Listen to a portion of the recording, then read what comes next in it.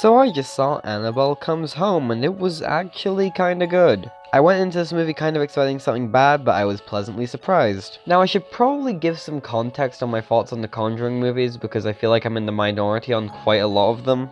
When the first Conjuring came out, I did not see it straight away, so I went in with the preface of, it's one of the best horror movies ever, it's one of the best horror movies in years, it's the best horror movie of the decade, it's a masterpiece, must see, beautiful, 10 out of 10, amazing, wonderful. And then I saw it, and I didn't really like it. However, there was certainly appeal there to me because it was pretty goddamn funny. I am fully aware I am the only person who thinks this, but The Conjuring is a really, really good unintentional comedy. There's certainly a lot I did like about it, but overall it was just a very ineffective, poorly written horror movie. And personally, I found the horror to be kind of laughable. I gave it a 3 out of 10 back then, and I still stand by the score. Then came Annabelle. Oh.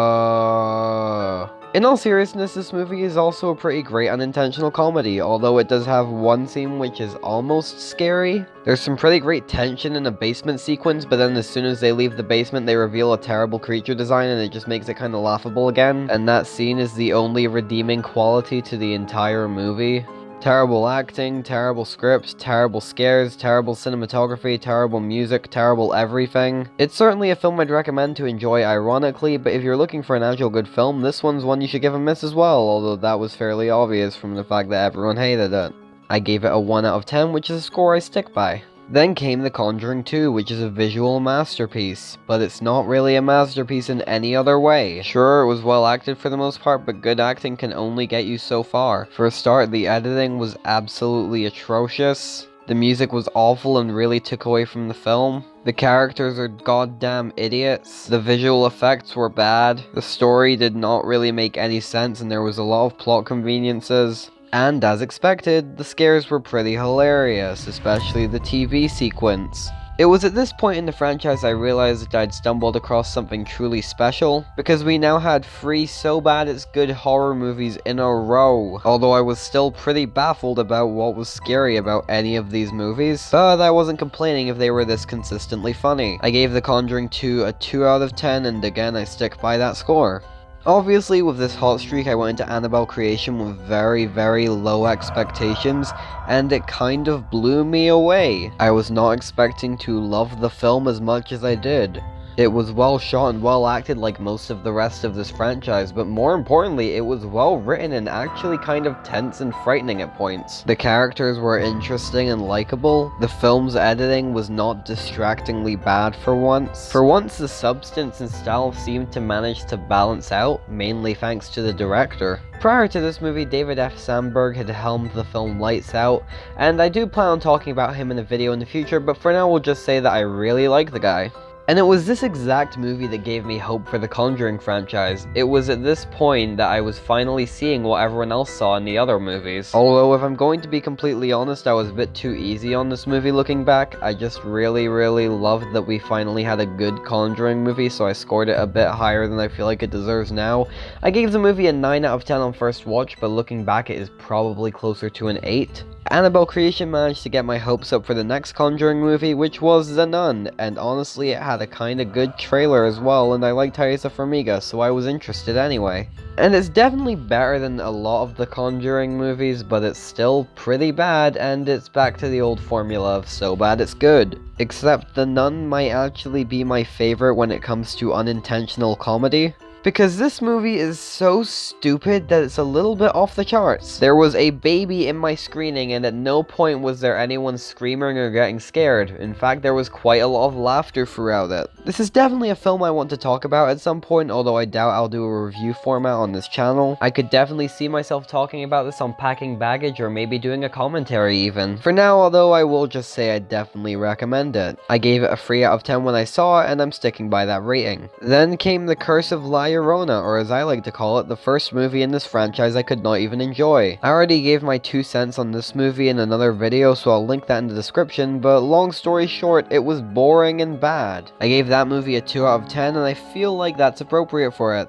I think it's fair to say I did not have high expectations for Annabelle Comes Home, but after seeing it I can actually say that this is one of my favorite Conjuring movies, even if that's not saying that much. The acting was great as per usual, the film was well shot, although there were some scenes where it felt like the cinematography could have been very improved, but there were definitely some shots that I'd consider to be pretty great. The production design was great and the setting felt well defined. Thank God this movie does not use the trademark cliche of, oh, we're going to tell you exactly when and where this is set.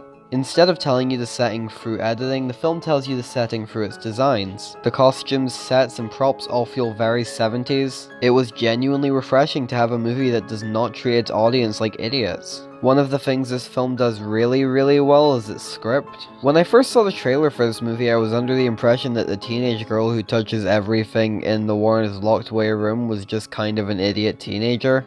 I was personally kind of dreading watching this unlikable cliche walk around the entire movie. So I am very happy to say that they actually made her a character with motivations and goals. The reason this character has for doing the things she does is not exactly new ground, but this film's portrayal of it was actually pretty effective. She turned out to be a character I actually cared about. On the whole, the characters in this movie were effectively written and interesting, and I managed to care about them even if some of them were fairly minor. One of the characters has a love interest, and even though they're only in the movie for like 10 to 15 minutes, they're still very likable. Another thing I also want to note when we're talking about characters is how much better the monsters are in this movie. I never really found the Annabelle doll to be creepy, and I never found the demon attached to the Annabelle doll to be creepy. And I do have some issues with some of the creatures in this movie. The Hellhound was not scary at all, and the Bride was a bit too similar to La Llorona.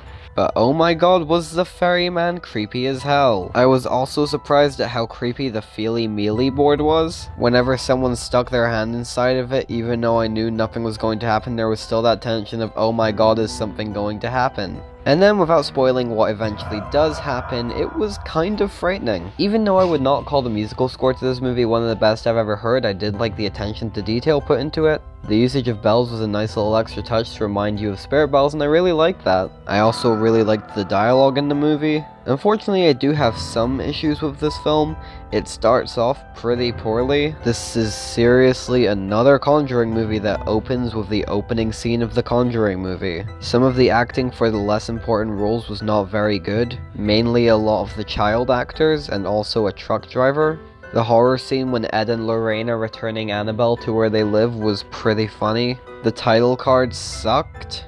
And even though the film wasn't boring or hard to enjoy, I found it very hard to invest myself in the film at the beginning. Either way, this is definitely a movie I would recommend you check out. It's a Conjuring movie that actually manages to have a good script and also be tense. And that in itself is an achievement worth celebrating. I'm well aware most of you who are going to see this film will have already seen this film because it's had its cinematic run in a lot of the world, but it only just came out in the UK, so that's why I'm only reviewing this now. So if you haven't seen this movie, I would recommend you give it a shot. And hopefully we get to see more Conjuring movies in this vein. And I'm giving Annabelle Comes Home a 7 out of 10. It is closer to a 6 than an 8, but I'm giving it a 7. That's the end of this video. Like, share, subscribe. I'm bad at outros, and I'll see you in whatever I do next. Hey guys, I just wanted to quickly note that part 1 of my Krampus review is finally past copyright. And since I am 100% sure it did not show up in your subscription feeds, I'm promoting it here instead. I'm gonna put the link in the description and hopefully you all enjoy it. Okay, the video is actually over now. Thanks for watching. Goodbye.